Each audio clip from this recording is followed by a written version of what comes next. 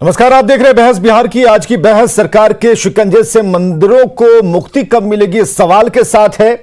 यह सवाल कहां से आया ये भी समझेंगे, लेकिन सबसे पहले इस मामले को समझते हैं, उसे पढ़कर आपको बताते हैं कि यह मामला क्या है, कैसे ये अभी लाइमलाइट में आया हुआ है। तो सबसे पहले स्क्रीन पर हम उस मामले को रखने जा रहे हैं कि आखिर मामला क्या। धार्मिक न्यास बोर्ड का एक बड़ा फैसला सामने आया है। बिहार के मंदिरों का रजिस्ट्रेशन, निबंधन की बात कही गई है। वैसे मंदिर जो छूट गए हैं, निबंधित मंदिरों को टैक्स भी देना होगा जो 4% के आसपास है। बोर्ड ने सभी जिलों के डीएम से सूची मांग ली है कि कितने मंदिर हैं और इसके पीछे क्या क्या कागजात हो सकते हैं। और 4600 मंदिरों का रजिस्ट्रेशन जो है वो रिकॉर्ड में है। तो ये मामला है और इसके अलावा और भी जानकारियां हम आपको देते चलेंगे, लेकिन बहस पर सीधे आएंगे। आर्टिकल 26 पढ़िए, 26 क्या कहता है। आर्टिकल 26 के खंड क में क्या है, ख में क्या है, ये धर्म से रिलेटेड क्या क्या बातें संविधान में जो लिखी गई हैं। जंगम और स्थावर, ये समझिए चल और अचल इसे कहते हैं। तो हमने जैसा था वैसा ही इस पे स्क्रीन पर लाने की कोशिश की है, ताकि इसमें ऐसा ना लगे कि कोई अलग से कोई बातें जोड़ दी गई हैं। प्रेम रंजन पटेल जी बीजेपी प्रवक्ता हमारे साथ जुड़े हुए हैं। जिया यादव है आरजेडी प्रवक्ता, और असित नाथ तिवारी कांग्रेस प्रवक्ता, निखिल मंडल जेडीयू प्रवक्ता। ये 4 गेस्ट की सूची हम आपको बता रहे हैं, लेकिन जो उपस्थित हैं सवाल उनसे शुरू करेंगे आर्टिकल 26 के पढ़ने के बाद। चलिए अगली स्लाइड हम लाने जा रहे हैं स्क्रीन पर, उसे भी जरा देखिए कि अगली स्लाइड क्या कहती है। तो आज की जो बहस है उस बहस में कई सवाल हैं। किसी भी धार्मिक स्थल को सरकार के अधीन क्यों किया जाए, यह सरकार को बताना होगा। मंदिर छोड़ मस्जिद, चर्च और गुरुद्वारा के लिए नियम क्यों नहीं बनते। धर्मनिरपेक्ष देश में धार्मिक स्थलों को कंट्रोल कोई सरकार करे, इससे हास्यास्पद कुछ हो नहीं सकता। सवाल यह भी है कि मंदिरों का कंट्रोल असल सेवादारों को यानी कि भक्तों को क्यों नहीं दे दिया जाता। स्थानीय लोगों के दान पर चलने वाले मंदिरों पर सरकार की आंख क्यों लगी हुई है। ये कई सवाल हैं, ये कई सवाल हैं जो आज हम पूछने बैठे हैं। मंदिर क्या है, इसे भी समझना होगा। मंदिर क्या है, आखिर मंदिर की संरचना क्यों की गई।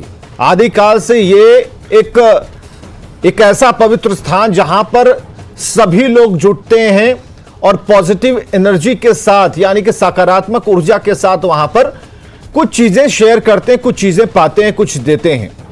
तो फिर यहां पर ये टैक्स वाली बात कैसे आ गई, एक सरकार कैसे आ गई। और धर्मनिरपेक्ष की अगर जहां तक बात करते हैं तो फिर ये क्या चल रहा है, ये मजाक क्यों हो रहा है। तो मुक्ति कब मिलेगी सरकार के शिकंजे से मंदिरों को।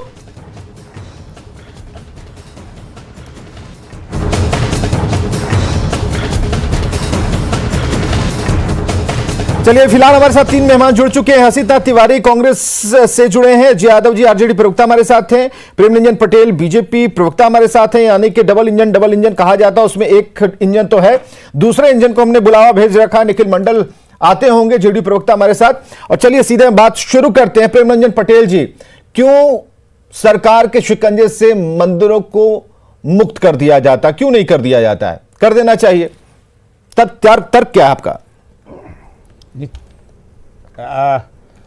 विवेक जी, सरकार का कोई शिकंजा मंदिरों के ऊपर नहीं है, लेकिन मंदिरों की व्यवस्था ठीक ठाक से हो, यह सरकार का भी दायित्व बनता है। आप देखेंगे कि बहुत सारे पुराने मंदिर हैं जो जीर्ण शीर्ण अवस्था में हैं, जिसका कोई देख रेख भी नहीं होता है। अब तक धार्मिक न्यास परिषद के अंदर में जो रजिस्टर्ड मंदिर है वो केवल 4600 मंदिर है, और बाकी मंदिरों का कुछ नहीं है, न कमिटी है, न कोई देखने वाला है, न उसका रख रखाव होता है, कोई साफ सफाई नहीं होता है, कौन लोग आएंगे जाएंगे क्या करेंगे, ये सारी चीज़ें बातें हैं।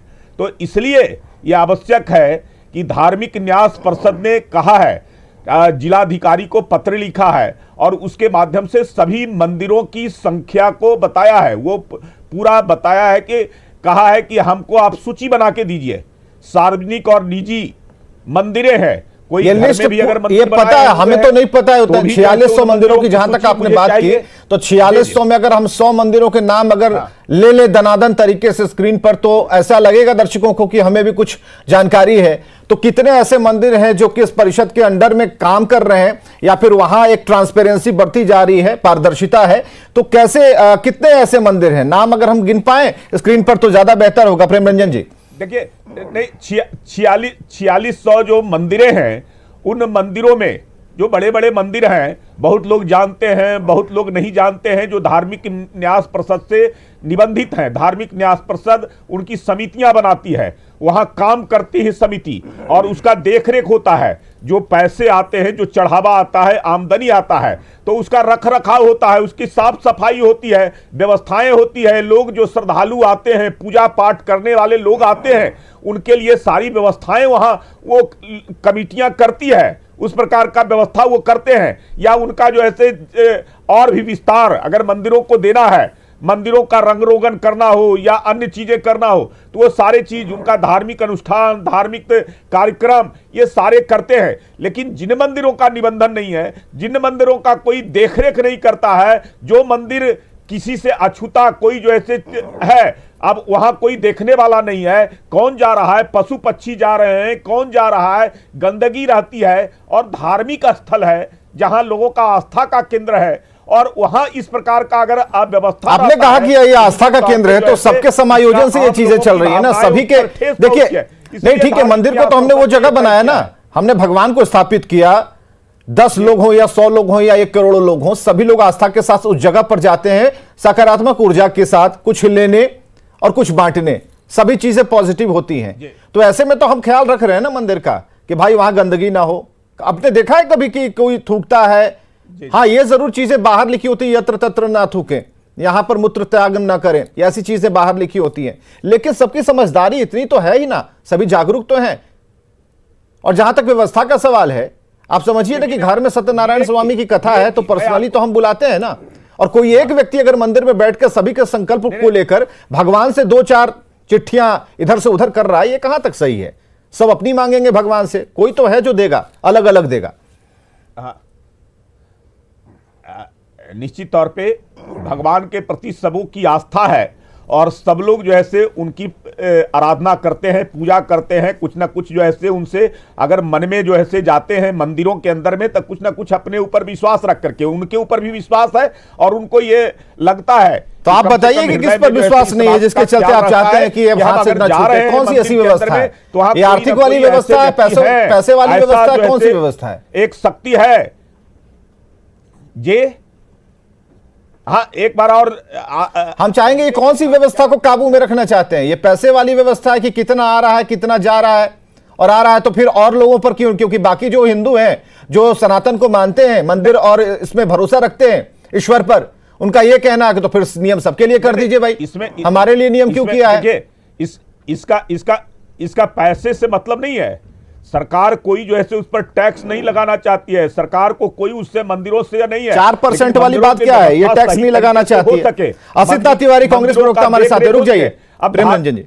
असिता तिवारी जी, देखिए, ये जो कह रहे हैं कि मंदिरों की व्यवस्था ठीक हो सके, इसके लिए मंदिरों पर उनके आय पर 4% का टैक्स लगा दिया गया, उसे उचित ठहरा रहे हैं। तो क्या कल को स्कूलों की व्यवस्था ठीक करने के नाम पर प्राइमरी स्कूल के बच्चों पर टैक्स लगा दीजिएगा कि भाई स्कूल कमा के हमें पैसा दें तब हम स्कूल चलाएंगे? ये जवाब उचित नहीं है। बजटरी प्रोविजन आप कर सकते हैं, टैक्स तो आम आदमी दे ही रहा है कई मदों में, आप उससे मंदिरों का प्रबंधन कर सकते हैं। देखिए, मंदिर क्या है ना, धर्म स्थल है, धर्म सत्ता राज सत्ता के नीचे हो, ये हमारे शास्त्र भी कहते हैं। लेकिन बड़ा ही अच्छा जवाब अग्नि पुराण में इसका मिला है कि क्या राज सत्ता धार्मिक स्थल की संपत्ति को हथिया सकती है, उसे ले सकती है? अग्नि पुराण कहता है कि विपत्ति काल में, जब राज्य पर विपत्ति हो, मतलब अकाल पड़ जाए या दुश्मन देश की सेना ने हमला किया और राजकोष को लूट लिया, ऐसी स्थितियों में राजा मठ और मंदिरों से मदद मांग सकता है, जबरदस्ती नहीं ले सकता, वो मदद मांग सकता है। और धर्म संस्थाओं का दायित्व है कि विपत्ति के समय अपने राज्य का वो संरक्षण करे, ये धर्म संस्थाओं का दायित्व है, अग्नि पुराण भी कहता है। तो क्या वाकई बिहार में ऐसी विपत्ति की स्थिति आ गई है, राजकोष खाली हो गया है, दुश्मनों ने कोष लूट लिया है, अकाल पड़ गया है कि अब मंदिरों की कमाई से आप सरकार चलाएंगे?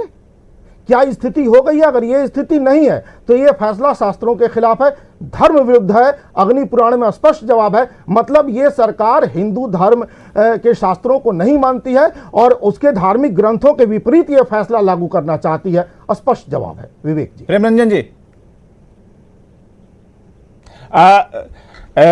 उन्होंने कहा है, आप देखेंगे कि पहले सरकार ने यह तय किया था कि हम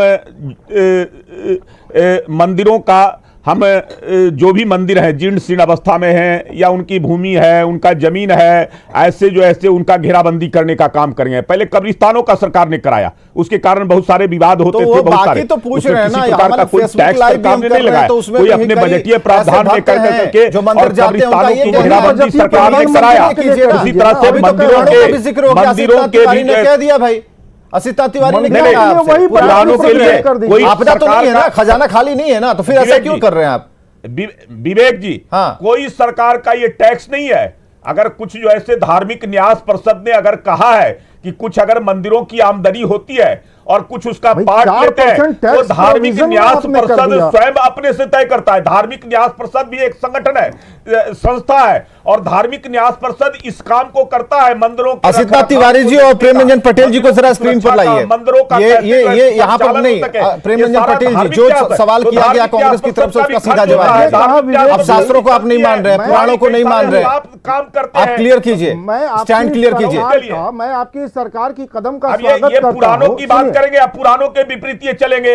अरे पुरानों से कहा यह मतलब है ये अरे पुरानों से मतलब किसी ही नहीं प्रकार है। का कोई टैक्स, मतलब पुरानों मैं तो से कह रहा हूं धर्म कि का मतलब कोई ही नहीं है, सरकार तो ने धर्म नहीं लगाया से है। निकलेगा क्या? मैं तो कह रहा हूं कि क्या सरकार ने बकवास किसी करते हैं प्रकार का कोई भी टैक्स आप पुराण माने मंदिरों ना के माने, ऊपर नहीं लगाया है। धर्म, वेद और अगर पुराणों कोई से निकला धार्मिक है। न्यास परिषद जो मैंने संगठन बस ये है उदाहरण राज्य आपको दे दिया, सरकार के मानना द्वारा नहीं मानना बनाए हुए आपका काम है, उससे मंदिरों मेरा के लेना देख रेख नहीं। के लिए, मंदिरों सुनिए, का रख रखाव करने के लिए, मैं कह रहा हूं मंदिरों कि- को सुरक्षा देने अच्छा, के प्रेम जी, लिए, एक बात बताइए, और आपने ऐसे कितना अच्छा काम धार्मिक किया? न्यास सुनिए ना, परिषद अरे के आपके खर्च अच्छे के काम बता रहा हूं, सुन तो लिए धार्मिक लीजिए। न्यास परिषद ने कुछ आपने- जो ऐसे उस सुनिए, मंदिरों की जो सुनिए आमदनी ना, होती है उसके लिए उसने आपने तय एक किया है। अच्छा काम किया कि कब्रिस्तानों की घेराबंदी कराई, इसके लिए अलग से कोई टैक्स नहीं लिया। वही अच्छा काम मंदिरों के संबंध में कर दीजिए, उनकी व्यवस्था सुधार दीजिए, अलग से कोई टैक्स मत लीजिए, बात खत्म हो गई। सरकार कोई टैक्स लिया जा रहा है? 4% कोई सरकार टैक्स लगाया है क्या? 4% कोई टैक्स किसी आपको प्रकार पता का नहीं है, कोई साहब? टैक्स? तब आपको पता नहीं है। इनको पता आप नहीं बिना है, जानकारी इनको डिबेट पता में आ नहीं रहे है हैं कि सरकार ने कोई 4% टैक्स लगाया क्या? टैक्स अगर मंदिरों की आय धार्मिक पर न्यास लगा दिया गया, परिषद, इनको पता नहीं है, धार्मिक डिबेट में न्यास शामिल है। परिषद जो संस्था या है, तो आपकी जो सरकार झूठ काम बोल रही है, करती आप है झूठ बोल मंदिरों रहे के हैं, रख कोई रखाव आदमी का, कहेगा। मंदिरों के देख रेख का, यही वो अगर टैक्स है। कुछ उसमें से कुछ पार्ट वो लेता है, कुछ परसेंटेज जो मंदिरों के अंदर में आते हैं,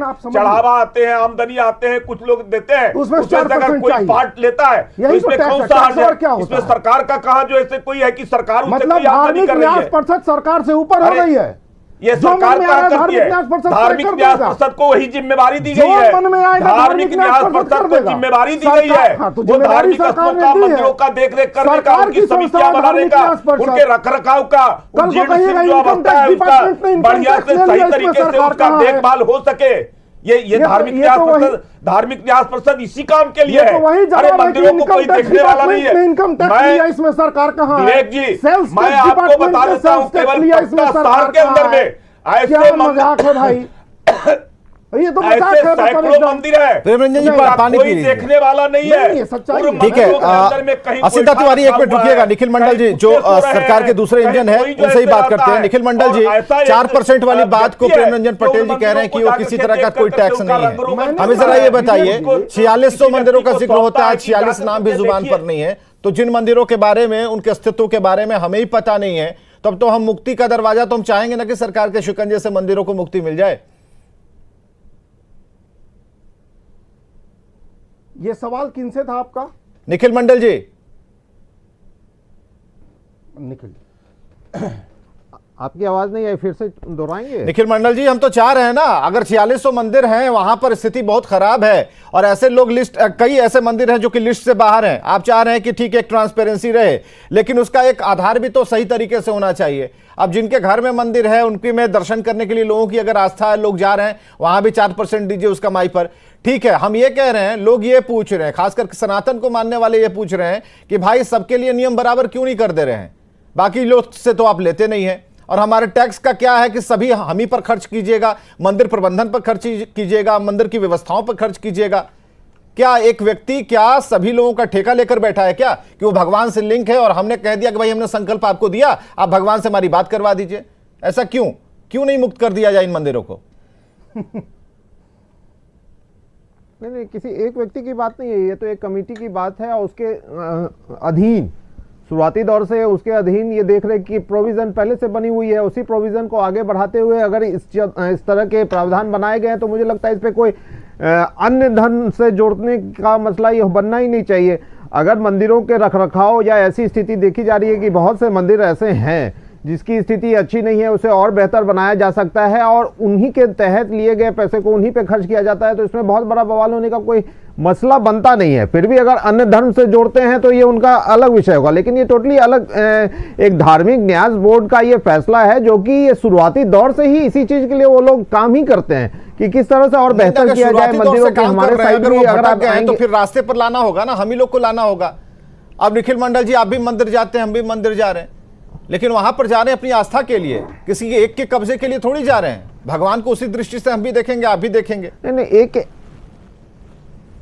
एक के कब्जे की बात ही नहीं है। जैसे देखिए मैं मधेपुरा से आता हूँ, वहाँ पे सिंहेश्वर मंदिर काफ़ी फेमस है, तो वो भी इसी ट्रस्ट के अंदर आता है और उसके तहत ही वहाँ के रखरखाव का सारा प्रावधान किया जाता है। अगर कुछ भी वहाँ टूटता है फूटता है या वहाँ तालाब है, यहाँ रंग पोताई है, सब कुछ उसी के अधीन है। तो अगर वो हमारे बेहतर के लिए है ना, अगर हम मंदिर जाते हैं, छोड़ दिया जाए ना, हम देख लेंगे मंदिर, ऐसा क्यों नहीं होता?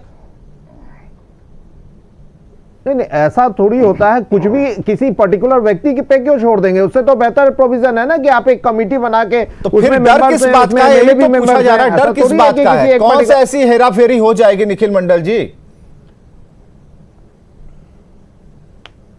नहीं तो फिर डर का कहां इसमें मामला है? इसमें डरने के कहां मामला है? और हेरा फेरी कैसी होगी? हेरा फेरी का तो मामला ही नहीं है। यहाँ तो मैं कह रहा हूं कि ऑलरेडी उसमें कमेटी और कमेटी के तमाम लोग बैठते हैं, तब वो फैसला लेते हैं। और मंदिर या तमाम रखरखाव के लिए हित में अगर फैसला लिया गया है तो उसे वेट एंड वॉच करना चाहिए, देखना चाहिए। पहले से ही उसे शक के घेरे में या क्वेश्चन मार्क लगाना, मुझे लगता है यह न्याय उचित नहीं। न्याय उचित इसलिए लगता है क्योंकि जब असित ने बात शुरू की थी, असित नाथ तिवारी ने, तो उन्होंने बड़ा अच्छा जिक्र किया, पुराणों का जिक्र किया। उस पुराण को मैं नहीं पढ़ा, लेकिन मैं जान रहा हूं कि अगर असित नाथ तिवारी ने अगर उसे पढ़ा, कोट किया, तो उस पर हमें भरोसा रखना चाहिए।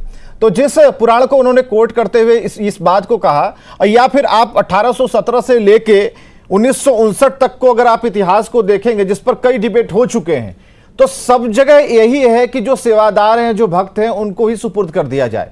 राजा का डिफिनेशन भगवान के साथ मिलता है, तो भगवान जो सबसे बड़ा भक्त है वो खुद अपने उस जगह को बढ़िया रख रहा है। तो सवाल ये है कि आखिर ये दान से मंदिर चल रहे हैं, वहां की व्यवस्थाएं चल रही हैं, तो ये ट्रांसपेरेंसी कैसे, किस आधार पर आप मान रहे हैं? और हम ये कह रहे हैं कि सरकार क्यों इस पर ध्यान दे रही है? मंदिरों को मुक्त कर दीजिए।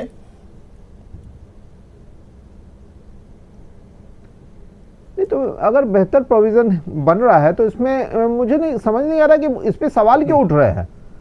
देखिए, आपको थोड़ा सा हमें लगता है इतिहास में जाना होगा। सवाल क्यों उठ रही है कांग्रेस की तरफ से? हाँ ना, हम बता रहे हैं हम कांग्रेस से ही आपको जरा बात करवाते हैं, क्योंकि जो सवाल उठ रहे हैं, कहां से उठ रहे हैं, हमें लगता है ये तर्क ज्यादा अच्छा असित नाथ तिवारी का था। असित जी, अगर आप उसे एक बार रिपीट करें और बहुत ही अच्छे तरीके से अगर उसे आप स्ट्रक्चर्ड वे में सामने रखें तो ज्यादा अच्छा हो।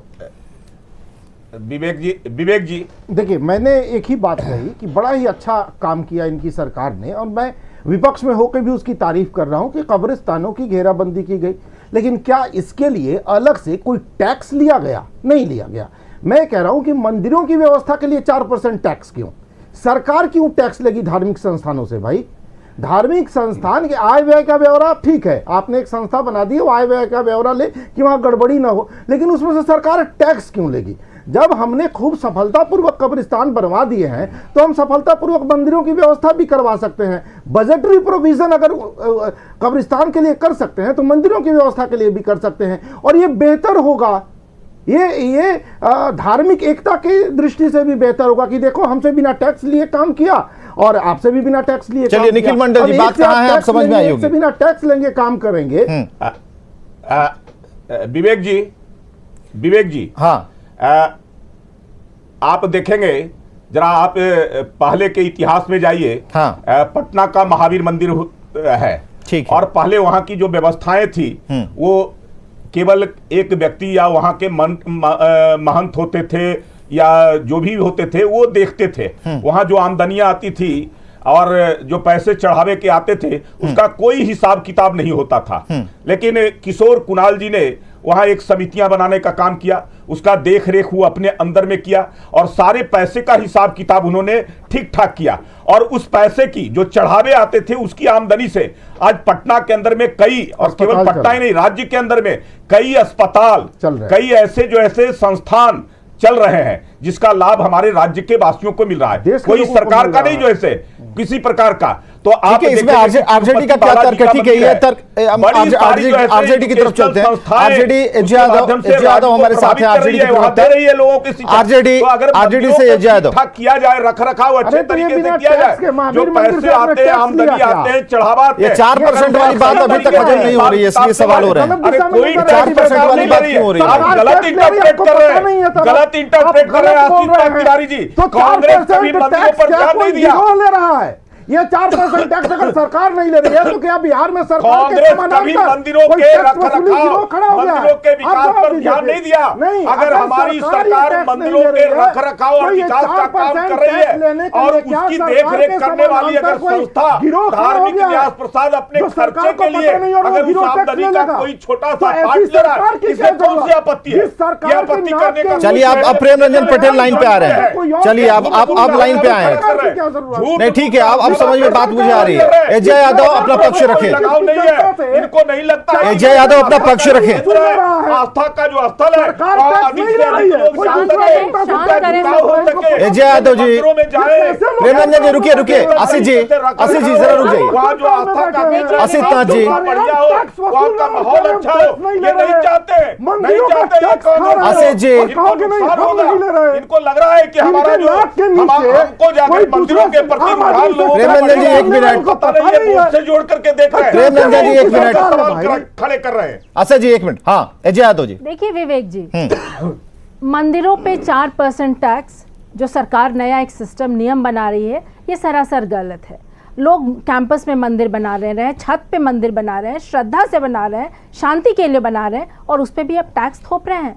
अरे सरकार जमीनी हकीकत कहाँ देख रही है? आप गांव में घूम के देखिए, टोला मोहल्ला के लोग चंदा करके मंदिर बनाते हैं, उसकी साफ सफाई भी होती है। पता नहीं ये कौन सी मंदिर की बात कर रहे हैं, लेकिन हर मंदिर का फाटक कुछ घंटों के लिए बंद हो जाता है, फिर रात में भी बंद हो जाता है। तो टोला मोहल्ला के लोग बड़ी श्रद्धा पूर्वक मंदिर बनवाते हैं, पूजा भी करते हैं, उसकी साफ सफाई भी करते हैं, और इसमें सरकार का कहीं कोई इन्वॉल्वमेंट नहीं है। ये एक नया नियम कि आप 4% आप दीजिए, ये सरासर गलत है। कहाँ से लोग दे पाएंगे? क्या लोग उतने सक्षम है? क्या जो टोला मोहल्ला के लोग मंदिर बनाते हैं, श्रद्धा और जिनकी मंदिर में, वो कहाँ से 4% टैक्स देंगे? अरे जो मुद्दे हैं उस पर तो आप आइए। आप किसान को डीएपी खाद नहीं दे रहे हैं और ये मंदिर पे 4% की आप चर्चा कर देते हैं। जो ज़रूरी हकीकत है उस पर आप चर्चा कीजिए। ये 4% करके जो हमारा देश चल रहा है, कई धर्म यहाँ रहते हैं, कई धर्म यहाँ रह रहे हैं, तथ्यों का आकलन कर रहे हैं। यहाँ 4% कोई जो ऐसे टैक्स बिना मंदिर की आमदनी से और उसकी जो देखरेख करने वाली जो संस्थाएं हैं, आप जमीन पे उतरिए, आप देखिए गांव में क्या होता है, कैसे टोला मोहल्ला में लोग चंदा करके मंदिर जमा कर मंदिर बनाते हैं, कैसे मंदिर की रख रखाव होती है। आप जमीन पे उतरिएगा तब तो आप जानिएगा कि हकीकत क्या है। एक तिरुपति मंदिर और 2 मंदिर का एग्जाम्पल लेने से नहीं होता है। आप हकीकत देखिए, गाँव में घूमिए, आप देखिए कैसे मंदिर बनाते हैं लोग, कैसे लोग चंदा जमा करते हैं, कैसे लोग जमीन दान करते हैं, और कैसे रख रखाव करते हैं, श्रद्धा के साथ उस टोला मोहल्ला के लोग आते हैं और पूजा करते हैं। सरकार मुद्दा विहीन हो गई है। बिहार की स्थिति नहीं समझ रही है। जो जरूरी है, लोगों की जरूरत है। धार्मिक न्यास बोर्ड ने फैसला ले लिया है, कल से 1 तारीख से काम शुरू हो जाएगा। जो मुद्दे हैं गलत क्या है, सही क्या है, ये पब्लिक को डिसाइड करने दीजिए। निबंधन हो जाएगा उसके बाद हम 4% पब्लिक से उतर के पूछे क्या वो घूसे 4% गांव मोहल्ले टोला के लोग सब कुछ कर लेते हैं। आप जमीन पे सरकार पैसे देती है क्या मंदिरों को? और देखिए सरकार पैसे नहीं दे रही है, टैक्स किस बात का भाई? रख रखाव होता है, ये लोग जमीनी हकीकत कहाँ जानते हैं?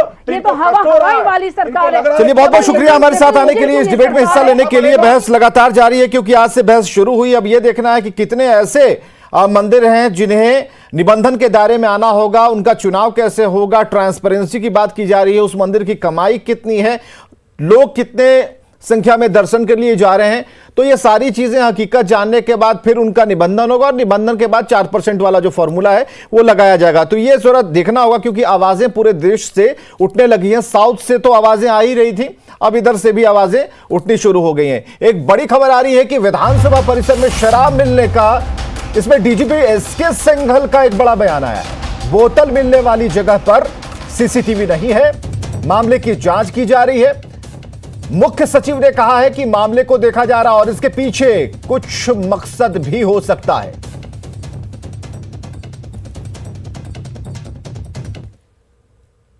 और खबरें लगातार जारी हैं, आप बने रहें हमारे साथ।